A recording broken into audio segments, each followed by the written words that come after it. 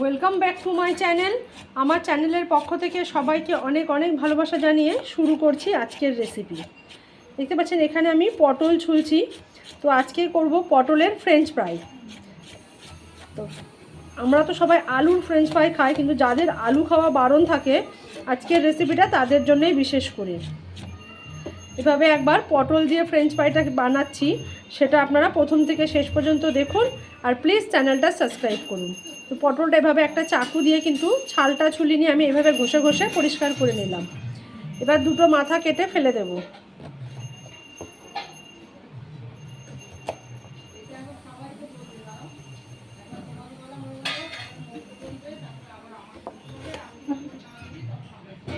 দেখুন পটলগুলো কিন্তু একদম কচি, ভিতরে জালি। এরকম কচি পটল নিতে হবে, খুব মোটা দানাওয়ালা পটল নিলে কিন্তু এটা ভালো হবে না। দিয়ে এগুলোকে আমি সরু সরু যেভাবে ফ্রেঞ্চ ফ্রাই কাটা হয় ঠিক সেভাবে কেটে নেব।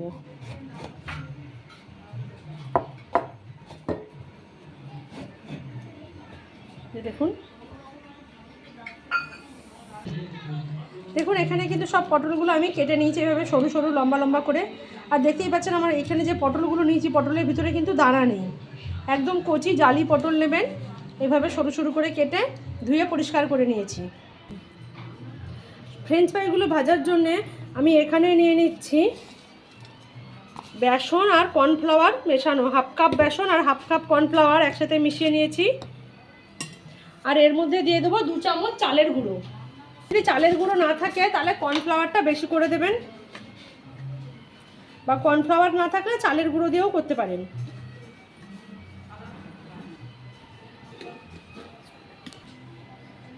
এর মধ্যে ঝালের জন্য দিয়ে দেবো আমি শুকনো লঙ্কার গুঁড়ো।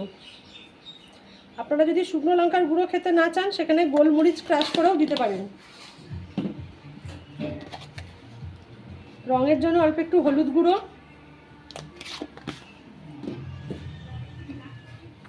লবণ স্বাদ অনুযায়ী,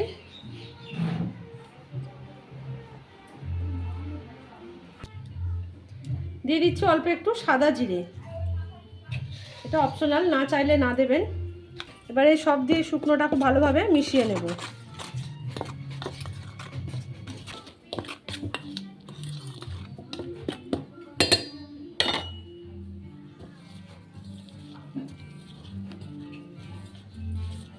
এবারে শুকনো মিশ্রণটা ভালোভাবে মেশানো হয়ে গেছে। এর মধ্যে দিয়ে দেব কেটে রাখা পটল।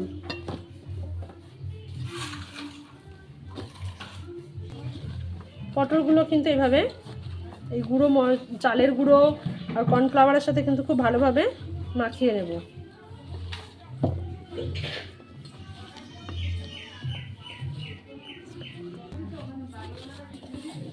খুব ভালো করে এগুলো এভাবে মেখে নিয়ে এবার এর মধ্যে দিয়ে দেবো একটা ডিম। একটা ডিমকে খুব ভালোভাবে ফেটিয়ে নিয়ে দিয়ে দেবো এই পটলের মধ্যে।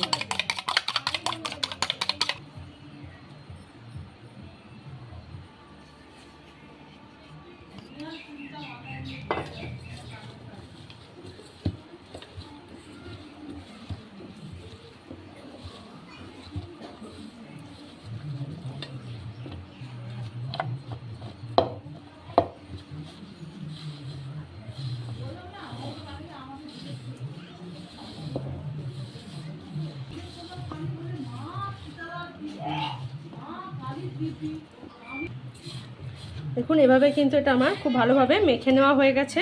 এবার এগুলো ভেজে নেব। এখানে ফ্রেঞ্চ ফ্রাইগুলো ভাজার জন্য আমি কড়াইতে সরষের তেল গরম বসিয়ে দিয়ে গেছি।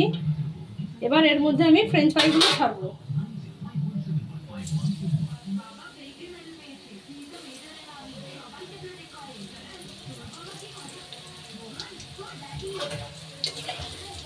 এভাবে অল্প অল্প করে কিন্তু এগুলো তেলের মধ্যে ভেজে নেব। দেখুন মিডিয়াম টু লো হিটে কিন্তু এগুলোকে আমি লাল লাল করে ভেজে নিচ্ছি। এগুলো হয়ে গেছে, তুলে নেব।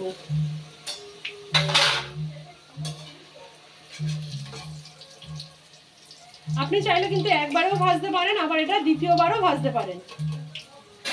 এগুলোকে ঠান্ডা করে নিয়ে পরে আরও একবারও ভেজে নিতে পারেন। যদি দ্বিতীয়বার ভাজেন সেক্ষেত্রে কিন্তু একটু হালকা করে তুলতে হবে।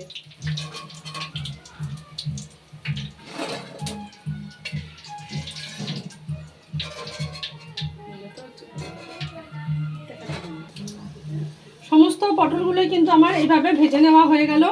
এবার এগুলোকে আমি ঠান্ডা করে নেব।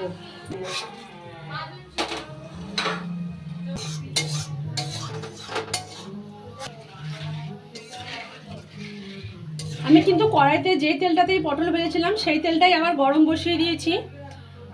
এখানে আমি 40 মিনিট করে ভাজছি। আপনারা আধা ঘন্টা 1 ঘন্টা যেরকম দরকার একটু ঠান্ডা করে নিয়ে ভাজবেন, বেশি কুড়মুড়ে হওয়ার জন্য। প্রথমে একবার ভেজেও খেতে পারেন, সেক্ষেত্রে একটু ডিপ করে ভেজে নেবেন। তেলটা গরম হয়ে গেছে। এবার আগে থেকে ভেজে রাখা এই যে পটলগুলো কিন্তু আবার আমি ফ্রাই করার জন্য কড়াইতে দিয়ে দিচ্ছি।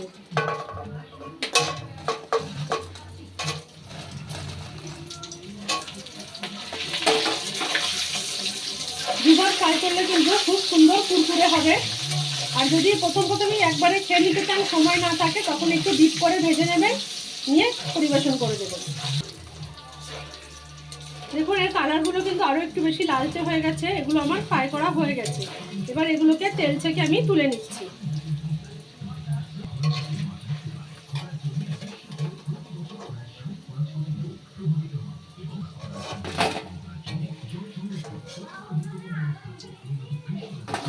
আপনারা এখানে আওয়াজটা পাচ্ছেন, দেখুন এটা তেল থেকে যখন তুলছি কতটা ক্রিস্পি হয়েছে। একদম কিন্তু কড়মড় করে আওয়াজ হচ্ছে। তৈরি হয়ে গেছে কিন্তু আমার পটলের ফ্রেঞ্চ ফ্রাই, একদম কুরকুরে ভাজা হয়ে গেছে। এবার উপর থেকে দিয়ে দেবো সামান্য একটু চাট মশলা, দিয়ে দিচ্ছি অল্প একটু গোলমরিচের গুঁড়ো, আর দিয়ে দিচ্ছি সামান্য একটু বিট লবণ। আপনারা যদি ঝাল খেতে পছন্দ না করেন, গোলমরিচের গুঁড়োটা দেবেন না, বিট লবণ ছটিয়েও পরিবেশন করতে পারেন। তো এইভাবে গরম ডাল ভাতের সাথেও খেতে পারেন, চায়ের সাথেও খেতে পারেন, কিংবা সস দিয়েও খেতে পারেন। তো একবার রেসিপিটা এইভাবে বানিয়ে ট্রাই করুন। আর প্লিজ চ্যানেলটা সাবস্ক্রাইব করুন, লাইক শেয়ার কমেন্ট করে পাশে থাকবেন। সকলকে অনেক ধন্যবাদ।